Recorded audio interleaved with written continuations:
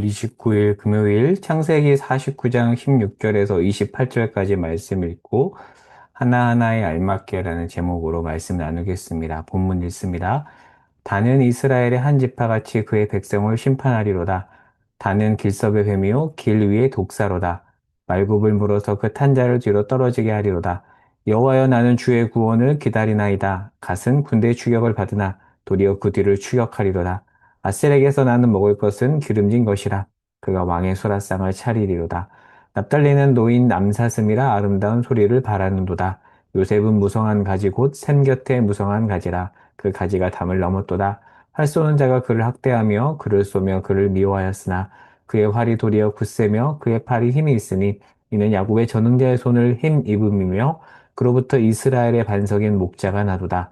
내 아버지의 하나님께로 말미암나니 그가 너를 도우실 것이요 전능자로 말미암나니 그가 내게 복을 주실 것이라. 위로 하늘의 복이요 아래로 깊은 곳의 복이요 저통의 복과 태의 복이리로다. 내 아버지의 축복이 내 선주의 축복보다 나아서 영원한 산이 한없음 같이 이 축복이 요셉의 머리로 돌아오며 그 형제 중 뛰어난 자의 정수리로 돌아오리로다. 베냐민은 물어뜯는 일이라.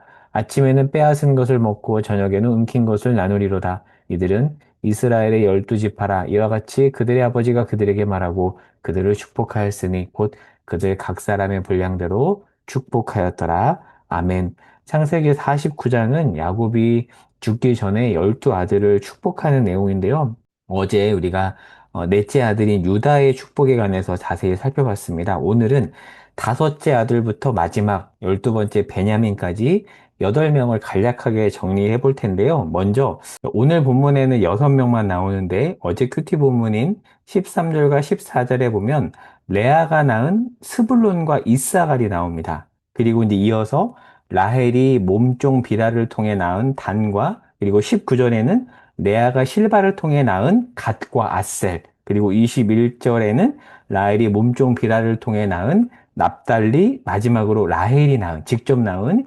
요셉과 베냐민이 나오죠. 이들을 향한 야곱의 예언은 오늘 보면 28절에 보면 축복입니다.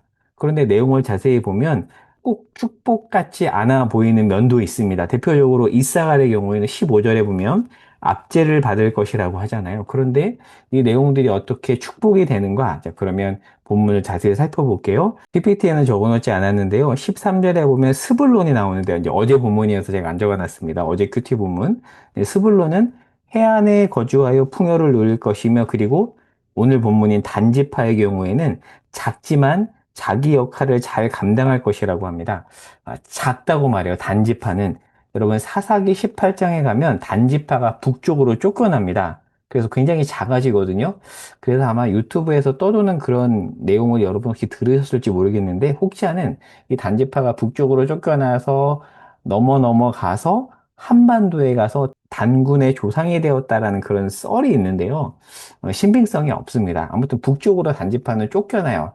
작습니다. 자, 그리고 19절에 가치파는 추격받지만 도리어 추격할 것이고 아셀 지파의 경우에는 왕의 수라상을 차릴 것이라고 합니다. 대부분 좋은 내용이죠. 이어서 이제 요셉인데 요셉은 무성한 가지. 굉장히 좋은 내용입니다. 여러분 요셉은 직접 요셉 지파가 되지 않고 어떻게 되죠? 요셉의 두 아들인 에브라임과 므낫세가 야곱에게 입양이 되어서 에브라임 지파와 므낫세 지파가 형성이 되죠.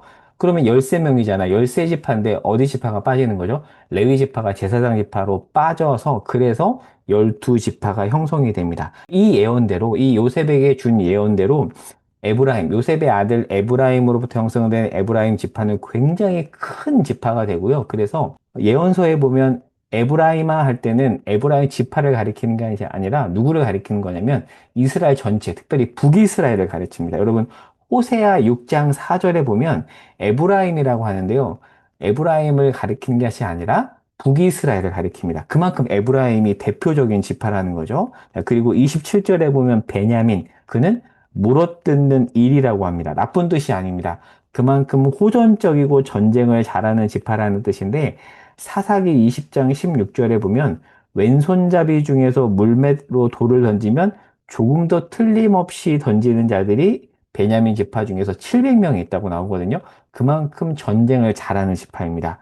이 야곱의 예언대로 실제 베냐민 지파는 중부 지역 가나안 전투를 이끌고요. 그리고 훗날 이 베냐민 지파에서 누가 나오죠? 이스라엘의 초대왕 사울이 나옵니다.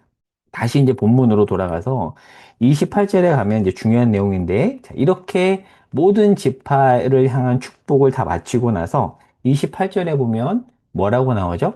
각 사람의 분량대로 축복했다라고 나옵니다. 제가 이제 PPT에 요셉의 큰 복에 대해서 방금 설명했던 이 내용을 정리해 놨죠.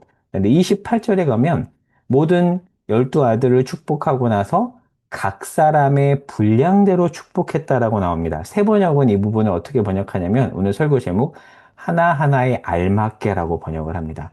여러분 12아들 중에서 요셉은 유다와 더불어서 가장 길게 야곱으로부터 축복을 받았고 그리고 많은 양의 축복을 받죠. 그리고 실제 그 복을 누립니다. 그래서 훗날 이들은 이스라엘의 중심이 되죠. 유다 지파, 다윗 왕을 배출하는 유다 지파, 그리고 에브라임 지파는 북이스라엘에서 중심이 되는 지파가 되죠. 자, 그런데 훗날 북이스라엘은 극도로 타락해서 BC 723년에 아수르에 의해서 멸망합니다. 그러니까 이들은 복을 받았어요. 북이스라엘, 에브라임 지파가 중심이 된 북이스라엘은 복을 누렸지만 그 복을 하나님 안에서 해석하지 않으면 모두 잃어버리게 된다는 것을 알 수가 있어요.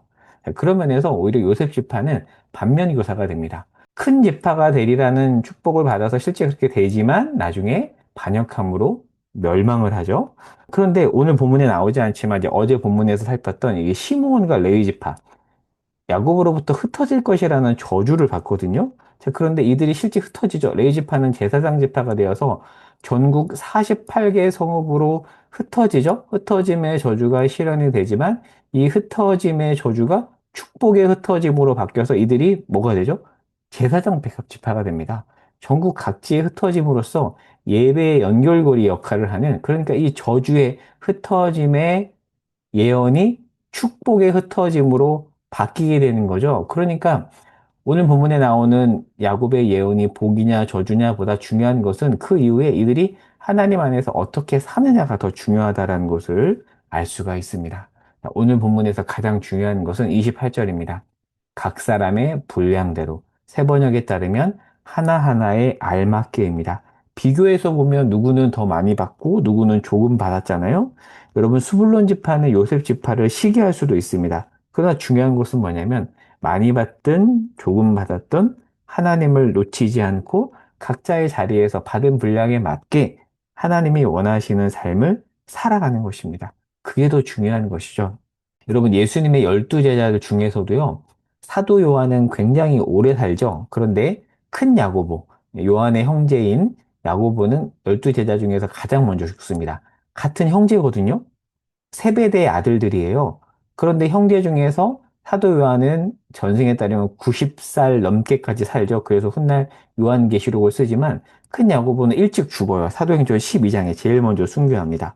그러면 하나님이 요한만 더 사랑한 것인가? 아니에요. 그냥 각자 분량에 맞게 살아간 것입니다. 일찍 죽든 오래 살든 가졌든 못 가졌든 중요한 것은 하나님이 이들에게 주신 대로 분량에 맞게 살아가는 삶이죠. 오늘 말씀을 정리해 보겠습니다. 많이 받았다고 좋은 것도 아니고요. 적게 받았다고 나쁜 것도 아니고 각자의 자리에서 하나님 안에 살아가는 것이 중요합니다. 오늘 말씀을 다시 한번 읽어보시기 바라고요. 그래서 오늘 설교 이후에 49장 전체를 한번 정리해 보시기 바랍니다. 그리고 이 문장을 기억하시기 바랍니다. 제가 읽어볼게요. 하나님이 분량에 맞게 주신 그 삶, 중요한 것은 하나님 안에서 해석하며 하나님 안에 거하는 것이다.